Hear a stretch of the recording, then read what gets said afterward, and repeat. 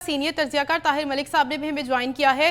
Sir, सदर मुमलिकत तारिफ अलवी की तरफ से 6 नवंबर की डेट सामने आ गई इंतखाबात की, क्या समझते हैं, क्या इम्प्लीमेंट हो जाएगा?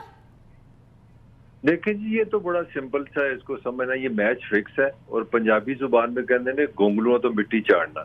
मेरा हाल है, आप किसी 6 साल के बच्चे से भी पूछ लें कि क्या पाकिस्तान के जो हालात हैं, जो हमारा इलेक्शन कमीशन की सूरत हाल है, जो मुल्क की सूरत हाल है, सारी निकाल लें, किसी 6 साल के पूछ लें कि 6 नवंबर को इलेक्शन हो सकते हैं कि नहीं हो सकते। अगर किसी को नहीं पता तो वो सिर्फ हमारे सदर पाकिस्तान है।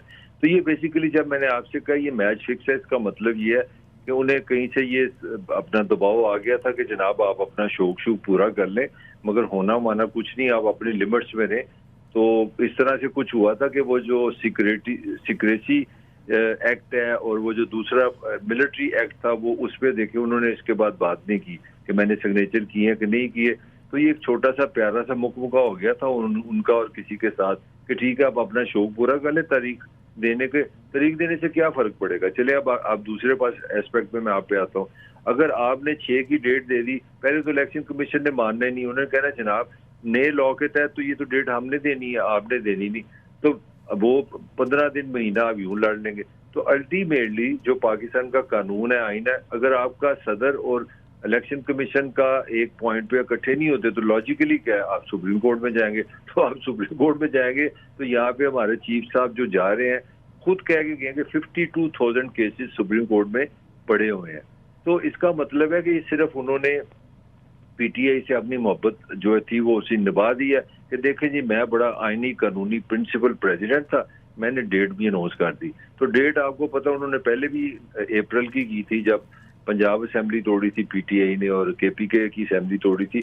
मुख्तसर मेरा तबसरा यही है कि जो भी कर रहे हैं हमारे मुल्क में, इत्तेफाक की बात है कि हमारे जो रियासत के इदारे का सबसे बड़ा सिंबल है प्रेसिडेंट, वो भी कार्रवाई कर रहे हैं, वो एक खाना पूरी कर रहे हैं। उनको भी पता है 6 को इलेक्शन नहीं होने, आपको भी पता है, मुझे भी पता है। ठीक है सर। ताहिर मलिक साहब, जैसा कि आपने कमर दिलशाद साहब की गुफ्तगू तो सुनी होगी, उनका कहना है कि आइन के और कानून के मुताबिक तमाम प्रोसीजर हो रहा है।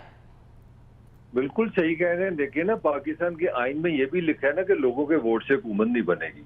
मतलब सारा कुछ आइन में लिखा है। ये नहीं लिखा कि पंजाब में, किस आइन में लिखा है कि मोहसिन नकवी पंजाब में हुकूमत करे, किस आइन में लिखा है कि निगरान हुकूमत माशी पॉलिसी बनाए, किस आइन में लिखा है कि ये कोई इफ्तिताह करें तो उस पर अपना नाम लगा दे, किस आइन में लिखा है कि निगरान जो है डेवलपमेंट का काम करें, किस आइन में लिखा है। तो आइन उनकी ये जो है ना कहानी मेरे लिए काफी पुरानी होगी। असल बात यह है कि आइन का मतलब यह है कि आइन की डेफिनेशन कौन कर रहा है। हमारे यहाँ सबसे बड़ी बदकिस्मती ये है कि हमारी जो, ये तो सुप्रीम कोर्ट का काम है। सुप्रीम कोर्ट जिसने आइन की तशरीह करनी है वो आपको कह रही है कि 14 मई को पंजाब में इलेक्शन कराएं। वो आज तक तो वो नहीं हो सके। तो मेरा ख्याल है, लेट्स बी ऑनेस्ट, हमें अपने आप से ये मतलब ये इतना ये फिक्र इतना नहीं इस्तेमाल करना चाहिए कि आइन के मुताबिक हो रहा है, आइन के मुताबिक हो रहा है। आपके जो, अगर आप थोड़ा सा मैं संजीदगी से बात करूं तो ये आइन में लिखा है कि हमारा जो हक हुक्मरानी है वो अल्लाह सुब्हाना तआला का हक है, हम मुसलमान है।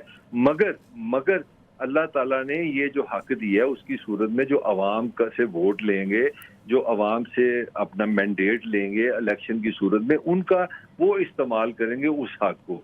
मुझे तो आइन की ये बात समझ आई है।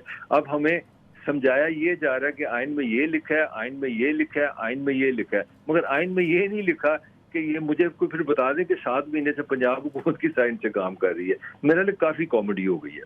ठीक है सर, हमारे साथ ही रहे इसार राना साहब भी हमारे साथ मौजूद है, उन्हें भी शामिल गुफ्तगू कर लेते हैं। सर, आप इसके ऊपर क्या कहेंगे? आइन और कानून पर अमल दरामद हो रहा है?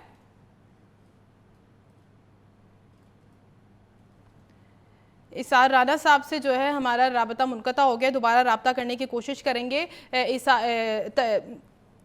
ताहिर मलिक साहब की जानिब भी दोबारा रुख करते हैं। सर, तो फिर नेक्स्ट प्रोसीजर क्या होगा? क्या समझते हैं कि इलेक्शन कमीशन को ख़त तो लिख दिया गया है, अब वो ख़त पर साइन कर देंगे या नहीं करेंगे? क्योंकि हम पहले भी देख रहे हैं सियासी मामला तो इस तरह के हैं कि जैसे अभी आपने आइन और कानून की बात की, आइन और कानून पर तो अमल दरामद ही नहीं हो रहा। कभी कह दिया जाता है साइन किए, कभी कह दिया जाता नहीं किए, जैसे इससे पहले भी आपने गुफ्तगू की। तो अब आप क्या समझते हैं?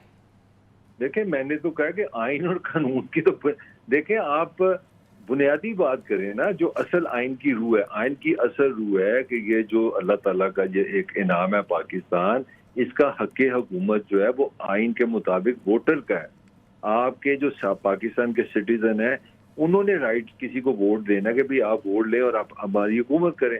हम आपकी हुकूमत की कारकर्दगी देखेंगे, अगर वो खराब होगी तो हम अगले इलेक्शन में आपको वोट नहीं देंगे, हम किसी और को वोट दे देंगे। अब मुझे बता दें कि काकड़ साहब को कौन सा हक हुक्मरानी है। उनको कॉमन सेंस में मैं आपको ये भी बताता चलूं कि जो पाकिस्तान का आइन है 1973 में, उसमें कोई निगरान हुकूमत का तस्वर नहीं है। जो ओरिजिनल आइन था, जो जुल्फ़िकार अली भुट्टो वजीर आजम के दौर में पास हुआ था असेंबली से 14 अगस्त 1973 को, उसमें कोई निगरान हुकूमत नहीं थी। ये ज़ियाउल हक का आइडिया था कि हमारे हुक्मरान क्योंकि करप्शन करते हैं, इलेक्शन गलत कराते हैं, लिहाजा एक न्यूट्रल हुकूमत बने, एक निगरान हुकूमत बने जो सिर्फ इलेक्शन कराएगी। अब मुझे बता दें कि अगर निगरान ने ही हमारी माशी पॉलिसी बनानी है, तलीमी पॉलिसी बनानी है, मीडिया पॉलिसी बनानी है, वो तो कहते हैं कि हम हर चीज सही करेंगे, तो फिर आइन मुझे समझा दे, फिर आइन में वोटर किधर गया, आपके लोग किधर गए? तो आइन की रूह तो मेरा ख्याल हमने मदोल दी हुई है। अब हम जितनी मर्जी बातें करें, आपकी पंजाब असेंबली अपना चेयरमैन पीटीआई ने तोड़ दी थी, वो अवाम के वोट से कोई वहां पे नहीं है। केपीके की असेंबली वो वॉइस ऑफ पीपल नहीं है, इस्लामाबाद की कुछ भी नहीं है। तो फिर मेरा तो आपसे सवाल है कि वेयर इज द पीपल? जी ठीक है सर, आप साथ ही रहिएगा।